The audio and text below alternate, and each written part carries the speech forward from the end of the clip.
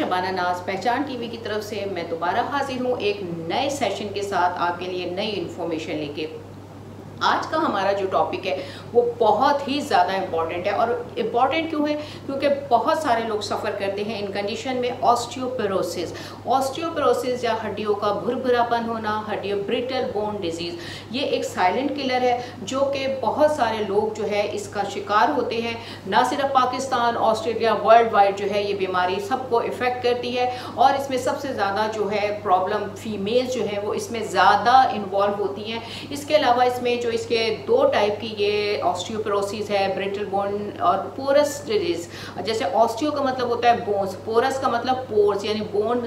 हमारी जो हड्डियों का अंदर जो हमारी अंदर की जो बोन होती है वो बोन बिल्कुल ऐसे जैसे आपकी शहद की मक्खियों का छत्ता जो करीब करीब होता है। लेकिन होता क्या है कि जब ये जो इनके जो पोर्स होते हैं ये खुल जाते हैं, बड़े बड़े जो है इसके अंदर पोर्स बन जाते हैं और हड्डियां जो है वो नाजुक हो जाती हैं। इसकी कई वजूहात होती हैं, दो टाइप के होते हैं, एक होता है प्राइमरी, एक होता है सेकेंडरी। प्राइमरी जो है वो आपकी एज रिलेटेड होता है। जैसे जैसे 50s की तरफ आते हैं तो आपकी हड्डियां जो है वो कमज़ोर होना शुरू हो जाती हैं और आपको ऑस्टियोपोरोसिस हो जाता है, जिसके अंदर फीमेल में स्पेशली जो है आफ्टर मेनोपॉज जो है एस्ट्रोजन, प्रोजेस्टेरोन, ये दो हार्मोन है जो आपकी हड्डियों को मजबूती दे रहे होते हैं। तो ये हार्मोन्स भी जो है वो उनकी डेफिशिएंसी की वजह से भी आपको ऑस्टियोपोरोसिस होता है। दूसरी जो टाइप है वो आपकी सेकेंडरी कहलाती है। सेकेंडरी में जो है वो किसी भी डिजीज़ रिलेटेड, इसमें बहुत सारी ऐसी मेडिकल कंडीशंस होती हैं जिसमें जो है आपको ये प्रॉब्लम हो सकता है। उन मेडिकल कंडीशन में हाइपरथायराइडिज्म यानी थायराइड का ज़्यादा हो जाना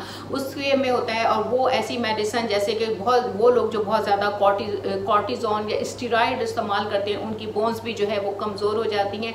इसके अलावा ऐसे लोग जो कि एंटी सीजर दवाएँ, जिनको सीजर्स का अटैक होते हैं, वो दवाएँ इस्तेमाल करते हैं, उससे भी होता है। निकोटीन जो बहुत ज़्यादा चाय पीते हैं, सिगरेट पीते हैं, अल्कोहल का इस्तेमाल करते हैं, उनकी भी बोन्स ब्रिटल होती हैं, ये भी आपकी बॉडी के। इसके अलावा लीवर डिजीज़ वो और इसके अलावा इंटेस्टिनल डिजीज़, वो दवाइयाँ जिसमें कि एब्जॉर्प्शन, मेल एब्जॉर्प्शन यानी आप जो खाना खाते हैं वो हजम नहीं होता, उनकी वजह से भी जो है ये बीमारियाँ होती हैं। ये आता है सेकेंडरी ऑस्टियोपोरोसिस में। अब इससे हम किस तरह बच सकते हैं? देखिए हमारी बोन्स जो हैं वो मैक्सिमम बोन मास जो होता है, पीक मास जिसे हम कहते हैं, वो 25 से 30 साल की उम्र में बोन का मैक्सिमम मास होता है, पीक मास जिसे कहा जाता है। और ये मास बनता है इसलिए ज़रूरी होता है कि जब अर्ली एज है उस एज में आप अपना कैल्शियम, विटामिन D3 और फिजिकल एक्टिविटी, एक्सरसाइज और वॉक को रखें, जिससे हमारी बोन्स के टूटने और बनने का अमल बहुत तेज़ी से होता है। और हमारी बोन्स जो है वो रीमॉडलिंग यानी बोन्स का नया बनना, हमारी बोन्स जो है कंटिन्यूसली रीमॉडलिंग हो रही होती है जहाँ हम पैदा होते हैं उससे हमारी डेथ तक।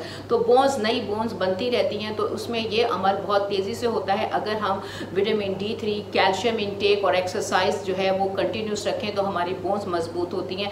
और हमें कोशिश ये करनी चाहिए कि जब हमारा बोन पीक मास जो है वो बहुत ज़्यादा होता है 25 से 30 साल की उम्र में, तो उस वक्त जो है वो हम ज़्यादा से ज़्यादा अपने न्यूट्रिशन और एक्सरसाइज का ख्याल रखें।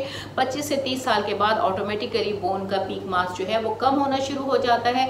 उसके बाद जो है बहुत ज़रूरी है कि आपने अपनी डाइट में कैल्शियम आपको डेयरी और पोल्ट्री मसनूआत से मिलता है, विटामिन D3 धूप से मिलता है, इसके अलावा हरे पत्ते वाली सब्जियों से मिलता है, इसको आपने मैनेज करना है।